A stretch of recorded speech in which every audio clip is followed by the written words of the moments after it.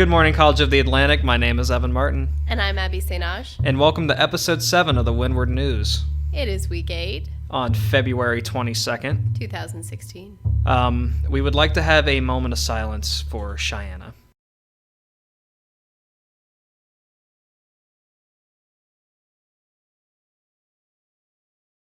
This week's episode is endorsing presidential candidate Darren Collins. And his running mate, Sarah Luke. This week's Human Ecology Forum will be with Gordon Longsworth, who will be discussing the GIS program and how to use it. This will be on Tuesday in the lecture hall at 4:10. What does GIS stand for, Abby? Geographic Information Systems. Oh, I have no idea what that is. Well, now you do. Okay, guess I'll have to go to it. Exactly. Are you pumped, Evan?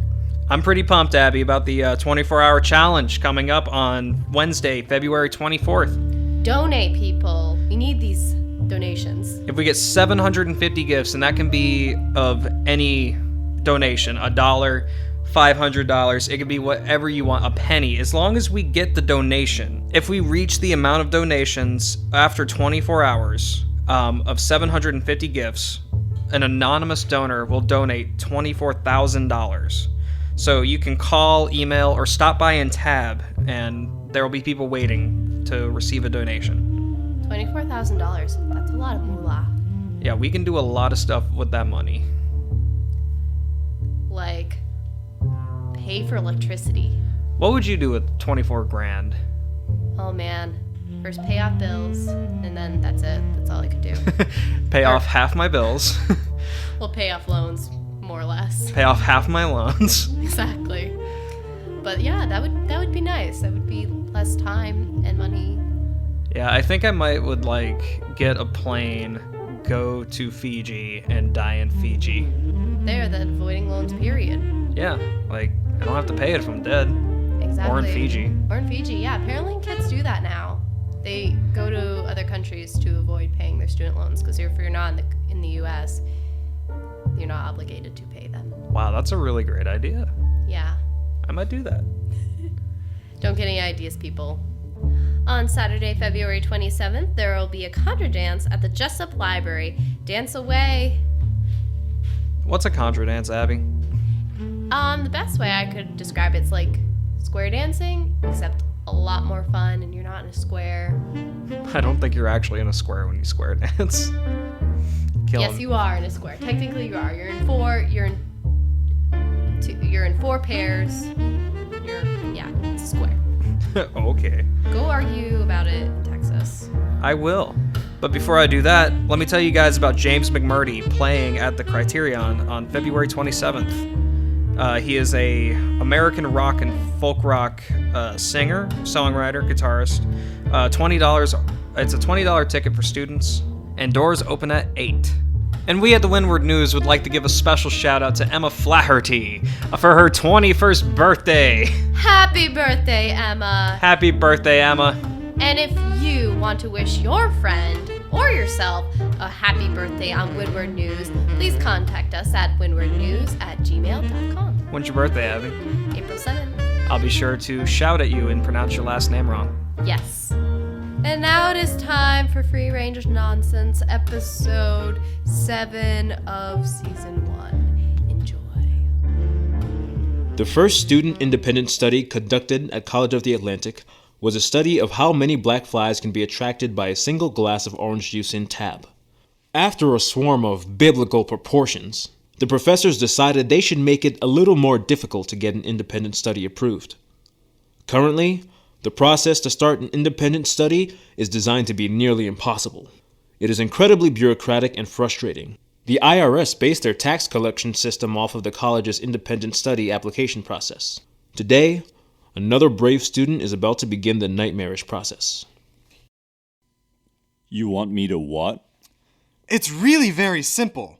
I want to do an independent study on the behavior of COA students and staff next term, but to do that, I need a professor to oversee it. I was wondering if you would do it. Out of all the professors here, why on earth would you ever come to me? Well, you are the biology and animal behavior professor.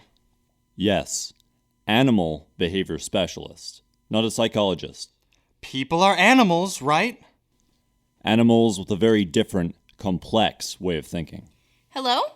I'm here about my jackalope independent study. I need to check in. See what I mean? That's exactly why I think they need studying. I don't know if you've noticed, but the things that happen here are not normal. Look, what was your life like growing up? What does this have to do with... Just answer the question. Well, I was raised like most people, I guess. My parents sent me to public school. I had a mom in real estate, and my dad was a math teacher, though he used to be an accountant. I really loved learning and books growing up, so I did well in school, but didn't have too many friends. I kinda got picked on a lot for some reason. Though my favorite part of the day would always be when my parents and I would read the new section of the encyclopedia before I went to bed. I really liked the K section of the encyclopedia. Ooh, did you know that... Okay, that's enough. Dear God, any more of that and I might have died of boredom. Now, Leonora, what was your life like growing up? Well, Dad said that I shouldn't go to school because it progressed too slowly. Instead, him and Mom taught me at home. Though Dad taught me most of the time because Mom had to fly off in helicopters and go give therapy and psychological evaluations to famous people. But it's okay. Dad would take care of me. I would go to work with Dad at the NASA headquarters, and if I was good and did all my homework, he would let me play in the zero-gravity tank. I couldn't go to Mom's work, though. Oh, but sometimes Mom's patients would come have dinner with us. One time the president came and he played Risk with us. Another time Bill Gates played Monopoly. Both times I won. I also beat Stephen Hawking at Pictionary once. He was a terrible artist. Whoa, that was not what I expected. But still, it proves my point. What? I fail to see how this is relevant at all. If you had to choose between your background and Leonora's, which one would you say was closer to normal? Mine, of course. That would be true in most places in the world, but here at COA, Leo is far closer to normal than you are. That doesn't change the fact that this place needs to be studied so that the world can understand it. No, no one should study this place because no one can understand it. Look, are you going to be my mentor or not? Fine, just so you'll leave me alone. It's not like you'll actually be able to make it through the independent study registration process anyway. Thank you. About my jackalopes? Wrong professor, Leonora. The professor for mythical creatures and foreign literature is the next office over. And so the young Ryan set out toward the registration office to formalize his independent study, unaware of just how difficult of a task it might be. God damn it! What do you mean I can't have an independent study on the predatory instincts of our nation's beautiful bird? The college would not be able to afford it, nor allow it even if they could. What? Why? It says here on this form that for your independent study, the college would need to purchase 50 live bald eagles. At least 50. More would be nice. And under reasons, you simply wrote, "For America." Yes, so what's the problem? Mr. Aldeagle, what do you intend to do with 50 bald eagles? Train them, so that they'll attack anyone slandering our great country in any way, shape, or form. So, Mr. Aldeagle, you're saying that you want the college to pay for a squadron of bald eagles who will attack anyone you find unpatriotic, which may very well include a significant portion of our student body. I still don't see what the problem is. I will not sign off on this until you revise it to have a smaller budget and at least some safety measures. What's the point of even doing this independent study if I can't use it to attack hippies? Hello? I'm here about asking for... Let me guess. You want the college to pay for supplies so that you can build a baby goat farm where you'll raise them on all organic foods. No? You want to build another on-campus beehive out of recycled materials and need the college to buy you some more bees. No, not that either. Is this how you start all your conversations with students? It's how she started with me.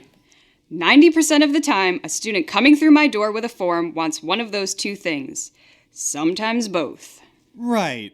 I'm here about an independent study that I need approved. Ha! Good luck with that. They're too stubborn to approve anything. All right, if it isn't either of those, I suppose I'll take a look. All right, I'll sign it, but you have to get the other two signatures first. Which other two signatures? Well, you need to get your advisor to sign it, and you need to sign it. That seems easy enough. Can I borrow a pen? Pens don't work on the form. What do you mean? It's just paper, right? Not anymore. We had too many incidents of students getting their forms wet, or destroyed, or damaged in some way or another, so we now use an ultra-water and flame-resistant paper. Pens don't work on it. We did figure out that the ink of the Bar Island Spitting Octopus does work, so you'll need to get that first. How am I supposed to catch an octopus? Aren't they super smart? Yes, but students can typically best them. Just think of a good way to trick it or something. Humans are smarter than octopi. Well, ma'am, maybe not Ryan. Shut up, Wash. Fine, I'll go get this stupid octopus ink. When do you close? In about an hour. Good luck. Wash and Ryan left the registrar's office, going their separate ways. Wash went off to find some other way to get 50 eagles, while Ryan started running to the dock to swim to Bar Island, as it was high tide. On the college pier, Roger was cleaning one of his new yachts. Ahoy! What are you rushing about for, Ryan? I don't have time to talk, Raj. I need to get to Bar Island to get the ink of an octopus. Ah, applying for an independent study, I see. Let me give you a lift. I want to take out one of my new ships anyway. You're a lifesaver, Roger. It's not a problem. I'll never miss a chance to sail the seas. The two board the largest and shiniest of Roger's yachts, recently renamed the Chadwick's Demise, and they cast off. So, Ryan, have you made a plan to catch the little sea devil? I have no idea how I'm gonna do it. Why is the octopus called the Spitting Octopus? Well, the octopus is originally from Brooklyn, so it is easily offended if you ask it possibly incriminating questions. When they get angry, they spit ink. Nasty little fish they are. It seems like it would be easy to get ink then. Just ask it where they hit a body or something and have a bucket ready. Why is that so hard? Students aren't fans of offending wildlife. It takes a lot of work for them to catch and milk the ink out of an enraged octopus. Well, I don't have a problem with that, so this should be easy. Roger anchored the yacht off the shore, and the two students rowed to the island. You go find your octopus. I'll stay with the dinghy and wait for you. Back in a few, Raj. Ryan started walking along the rocks, looking for any movement in the tide pools. Hey! Do you know where the body is? Did you see who killed Big Tony? How about the drugs? You heard of any drug deals around here? Man, this isn't working. How am I supposed to find an octopus in time? It's like they're all dead or something. Just as Ryan said that, a tide pool near him started bubbling and frothing. Out of it crawled the meanest-looking octopus Ryan had ever seen, which, for the record, doesn't mean much. The octopus glared at Ryan and then jetted a massive stream of ink at him. Ryan tried to dodge it, but failed miserably, getting soaked in black ink. Oh, gross! Oh, this is disgusting. Well, at least I got the ink. I better get back to Roger. Back at the dinghy, I see that you got the ink, Ryan. Yeah. Laugh it up. At least I can get my independent study signed. Let's just get to my advisor's office. Who is your advisor anyway? Professor Coleman. Manai Coleman. Oh, good luck with that. outside the chemistry lab. Ryan, lad. While you get this old sea dog's signature, I'm gonna go pillage some of his chemistry cabinet. Okay. Professor Coleman! Now is not a good time. The hydrochloric acid has just gone for a walk, and the hydrogen reactor unit has just found a new friend. They must be stopped. What? Hey! Could I just get your signature? There's no time to lose! Professor! Wait! Geronimo! Yar? Did I just hear a matey in distress? Professor Coleman just jumped out the window. He does that all the time. Haven't you seen the trampoline outside his window?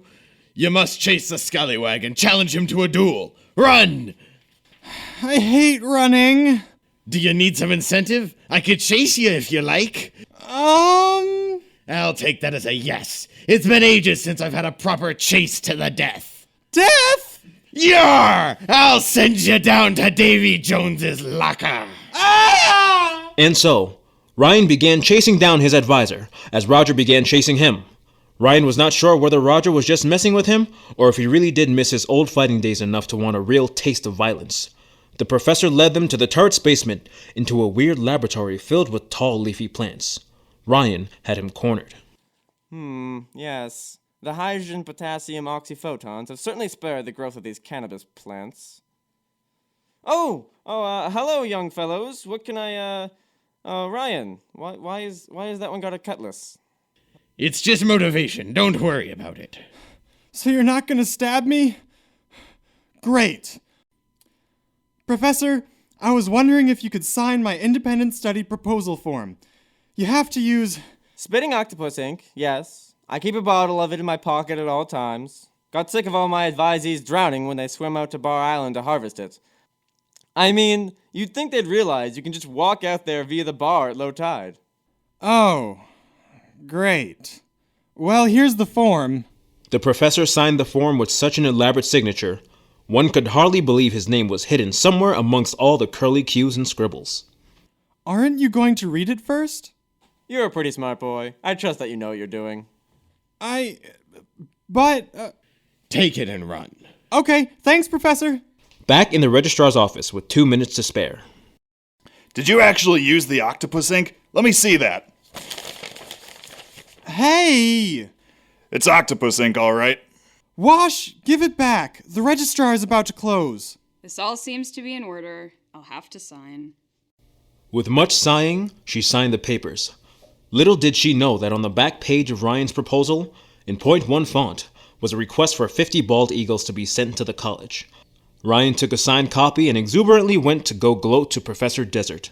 Wash smiled and walked out of the office, knowing that his counter-jackalope plans would come to fruition. Roger returned to cleaning his prize bolts from the Quidditch match, storing the napalm that he got from the chemistry lab in the hold of one of the ships. Life went back to normal at College of the Atlantic, or as normal as it ever is. This marks the end of yet another misadventure of the students of College of the Atlantic. Tune in next week for more excitement, danger, and free-range nonsense. Free Range Nonsense is written and created by Max Paris and produced by Josh Tone and Rose Edwards. Voices by Davis Yeo, Aspen Budd, Austin Agofa, Laura Montanari, John Harmer, Josh Tone, Megan Nowak, and Brett Finney. Thank you for listening to episode 7 of the Windward News. I'm Evan Martin. And I'm Abby St. Ange. As always, it is a pleasure creating this podcast for you. We hope you listen and you like what we talk about. If you would like any information submitted on the Windward News, please contact windwardnews@gmail.com. This episode of the Windward News is produced by Joshua Tone and published by Maximum Tone Records in the College of the Atlantic Recording Studio. Thank you for listening and have a wonderful week 8.